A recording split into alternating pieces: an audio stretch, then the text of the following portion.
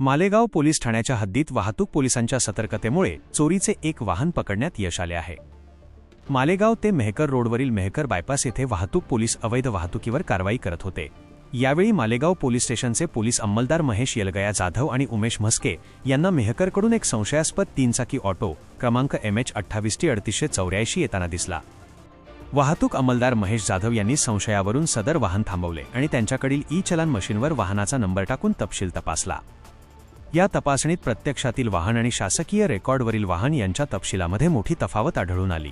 त्यामुळे पोलिसांनी संशयास्पद ऑटो आणि त्याचा चालक शेख सोहिल शेख शकील वय 24 वर्षे राहणार मेहकर तालुका मेहकर जिल्हा बुलढाणा याला ताब्यात घेऊन पोलीस ठाणे गाठले।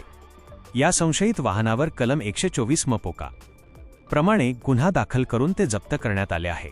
पोलिसांच्या चलान मशीनवर आलेल्या रेड अलर्टनुसार अधिक तपास केला असता सदर वाहनाबाबत पिंपरी चिंचवड जिल्ह्यातील MIDC भोसरी पोलीस ठाण्यात गुरण 21/2017 कलम 379 भादवी अंतर्गत चोरीचा गुन्हा दाखल असल्याची माहिती समोर आली आहे। या प्रकरणाचा पुढील तपास पोलीस हवालदार किशोर चिंचोळकर करत आहेत।